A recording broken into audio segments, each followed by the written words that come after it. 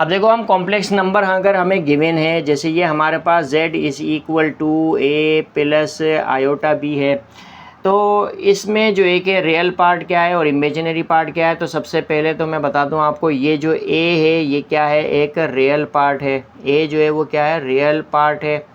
किसका, इस complex number का a क्या है, रियल पार्ट है। और ये जो b, सिर्फ ये जो b है वो क्या है, इमेजिनरी पार्ट है। क्या है, इमेजिनरी पार्ट है। ठीक है, तो ये बात आपने जहन में रखनी है। तो अब रियल पार्ट को हम जो है कि किससे डिनोट करते हैं, आर ई ऑफ जेड से। यानी कि हमारे पास जो है कि आर ई ऑफ जेड यानी real part of this complex number क्या है, हमारे पास ए है, ये ए। और जो है कि imaginary part of this complex number क्या है, हमारे पास बी है। तो इमेजिनरी पार्ट को आई एम ऑफ जेड इस तरह से जो है कि हम लिखेंगे। तो इस कॉम्प्लेक्स नंबर का जो इमेजिनरी पार्ट है वो क्या है, बी है। तो ये हमें जो है कि वो जहन में रखना है। अच्छा, अब अगर हमें मिसाल के तौर पे, एग्ज़ाम्पल के तौर पे हम देखते हैं कि अगर हमारे पास कोई भी कॉम्प्लेक्स नंबर लिखा हुआ हो, जैसे -3 प्लस 2 आयोटा है, तो इसका जो रियल पार्ट होगा, इस कॉम्प्लेक्स नंबर का रियल पार्ट जो है वो -3 होगा और इमेजिनरी पार्ट जो होगा वो क्या होगा, 2 होगा। ये याद रखना है, ठीक है। अच्छा, कोई कॉम्प्लेक्स नंबर अगर हमें ऑर्डर पेयर फॉर्म में दिया गया हो, देखो हमें कोई भी कॉम्प्लेक्स नंबर अगर z is equal to a plus iota b की फॉर्म में दिया हुआ है, तो हम इसको a कोमा b की फॉर्म में भी लिख सकते हैं, यानी कि इस ऑर्डर पेयर की फॉर्म में भी लिख सकते हैं। तो ये भी हमारे पास क्या है, कॉम्प्लेक्स नंबर है। ये आयोटा वाली फॉर्म में है और ये विदाउट आयोटा वाली फॉर्म में है, यानी इसी का जो इस कॉम्प्लेक्स नंबर का a क्या है, रियल पार्ट है, और ये जो b है ये क्या है, इमेजिनरी पार्ट है। तो किसी भी कॉम्प्लेक्स नंबर को हम इस तरह से भी जो है कि वो लिख सकते हैं। तो ये बात आपने को जहन में रखना है। तो अगर हमें कोई भी complex number z is equal to 3,2 इस फॉर्म में मिलता है, तो ये जो पहला कंपोनेंट है ये क्या है, रियल पार्ट है। यानी रियल पार्ट ऑफ z जो होगा वो क्या होगा, 3 होगा, और इमेजिनरी पार्ट ऑफ z जो होगा वो क्या होगा, 2 होगा। ये हमने जो है कि इस तरह से रियल पार्ट और इमेजिनरी पार्ट को पहचानना है। अब अगर कोई भी कॉम्प्लेक्स नंबर आपको सिर्फ इस तरह से मिलता है, जैसे 3 मिला, अब देखो ये क्या है, प्योरली जो है क्या है, रियल है। This complex number is purely real.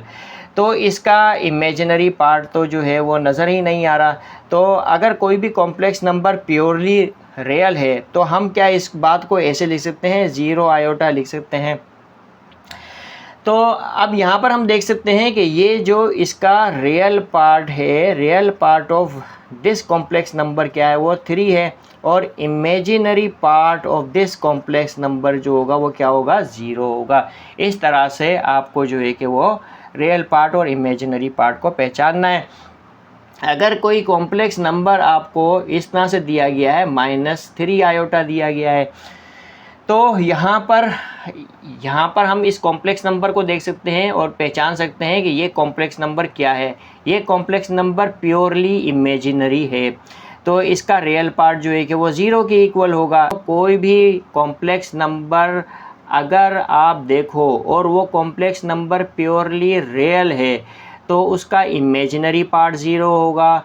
और कोई भी कॉम्प्लेक्स नंबर अगर प्योरली इमेजिनरी है तो फिर उसका रियल पार्ट 0 होगा। अब z is equal to -3 iota, ये प्योरली इमेजिनरी है, तो इसका रियल पार्ट जो होगा वो क्या होगा, real part of this complex number 0 होगा, और इमेजिनरी पार्ट जो होगा इस कॉम्प्लेक्स नंबर का वो क्या है, -3।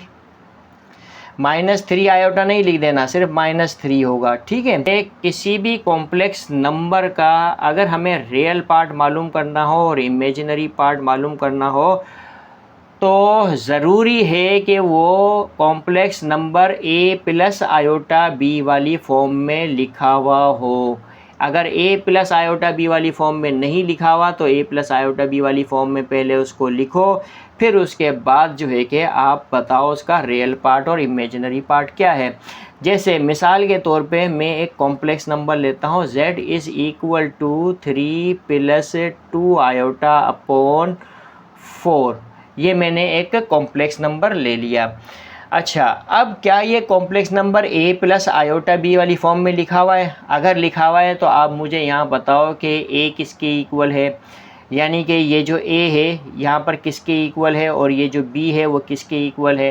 तो आप यहाँ नहीं बता सकते कि a किसके इक्वल है और b किसके इक्वल है।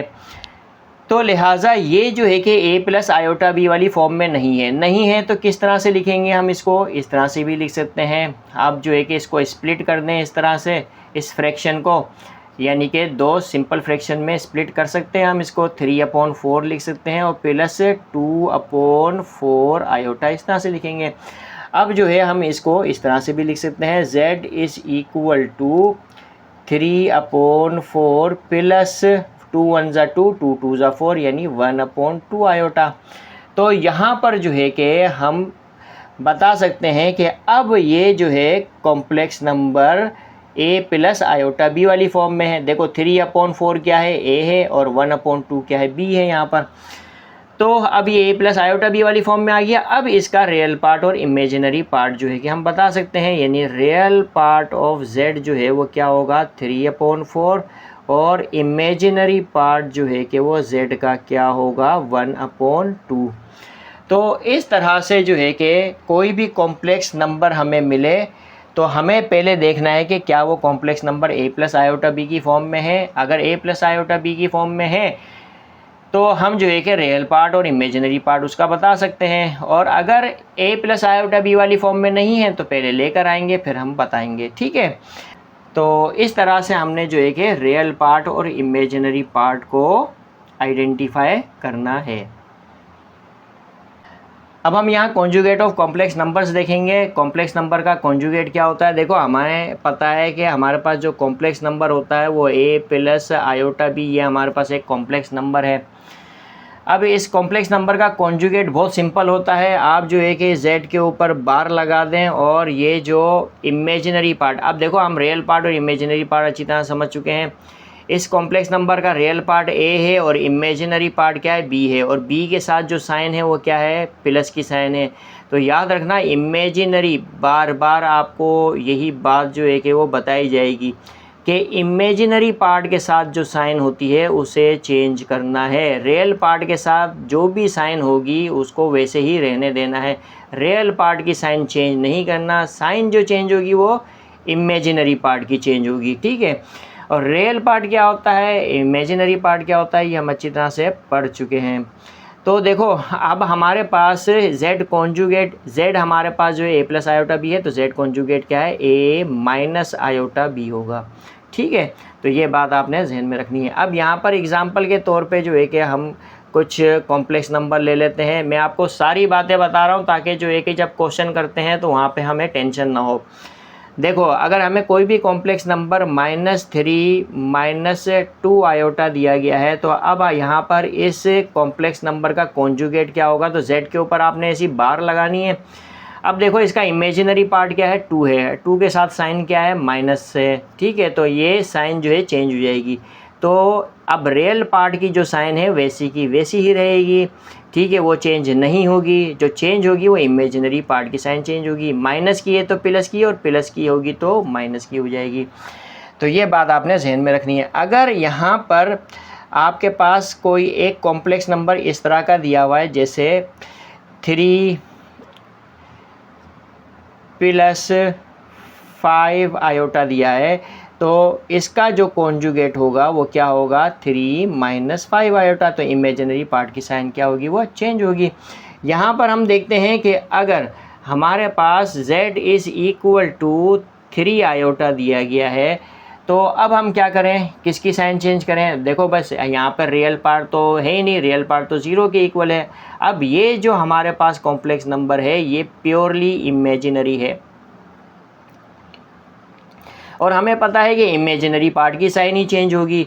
तो लिहाजा z इज़ इक्वल टू क्या हो जाएगा? यानी z कॉन्जुगेट जो है कि वो क्या हो जाएगा? -3 आयोटा। तो यहाँ पर आपको टेंशन नहीं लेनी कि ये तो भाई a प्लस आयोटा b की शक्ल में नज़र ही नहीं आ रहा। तो मैं आपको बता चुका हूँ कि जहाँ पर रियल पार्ट मिसिंग हो तो वो कॉम्प्लेक्स नंबर प्योरली इमेजिनरी होता है। और यहाँ पर मैंने आपको यही बात बताई कि सिर्फ इमेजिनरी पार्ट के साथ जो है कि जो साइन होगी, इमेजिनरी पार्ट के साथ जो साइन होगी वो चेंज होगी। तो ये इमेजिनरी पार्ट क्या 3 है इसका, तो 3 के साथ जो साइन है वो चेंज हो गई। इसी तरह से अगर आपको कोई कॉम्प्लेक्स नंबर लिखा हुआ है, प्योरली रियल लिखा हुआ है, जैसे 5 लिखा हुआ है जैसे, ठीक है, तो ये कॉम्प्लेक्स नंबर क्या है, प्योरली रियल है। तो मैं आपको बता चुका हूँ कि कॉम्प्लेक्स नंबर कब प्योरली रियल होते हैं और कब प्योरली इमेजिनरी होते हैं। तो ये प्योरली रियल है। अब साइन तो जो चेंज होती है वो इमेजिनरी पार्ट की चेंज होती है। अब इमेजिनरी पार्ट तो यहाँ पर है नहीं, यानी 0 आयोटा है। तो याद रखना, जब भी कोई कॉम्प्लेक्स नंबर प्योरली रियल हो तो उसका कॉन्जुगेट वही होगा। उसका कॉन्जुगेट क्या होगा, यानी z अगर इज़ इक्वल टू 5 के बराबर है तो z कॉन्जुगेट भी 5 ही होगा। ये जहन में रखना है।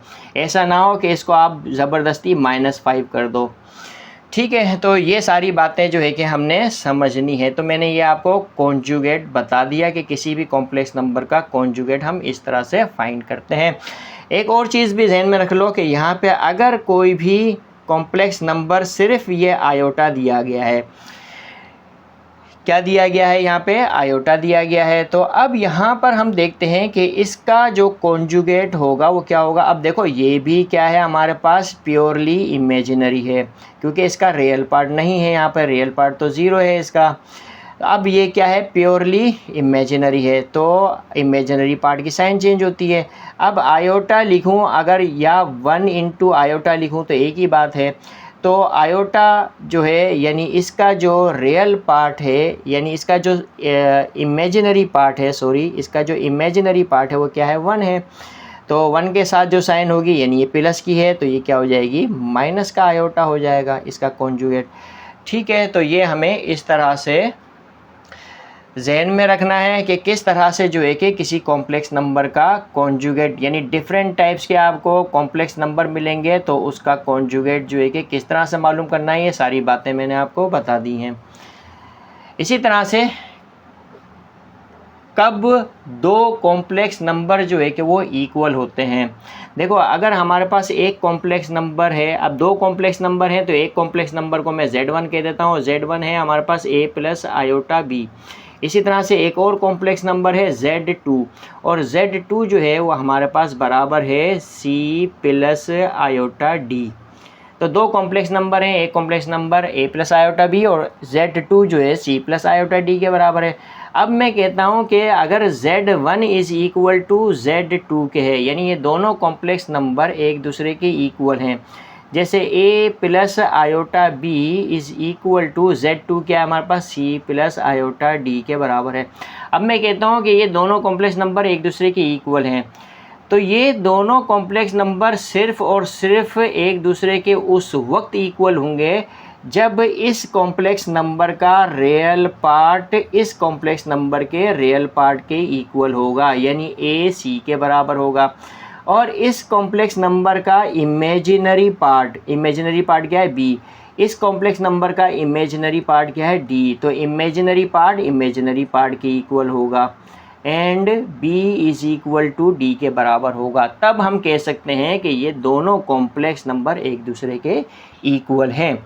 तो इसकी अब हम एक एग्ज़ाम्पल देख लेते हैं कि अगर हमारे पास यहाँ पर x प्लस आयोटा y है is equal to 2 plus 3 iota के है, तो इसका मतलब ये है कि अगर यहाँ पर हमने x और y की वैल्यू फाइंड करनी है तो हम किस तरह से फाइंड करेंगे।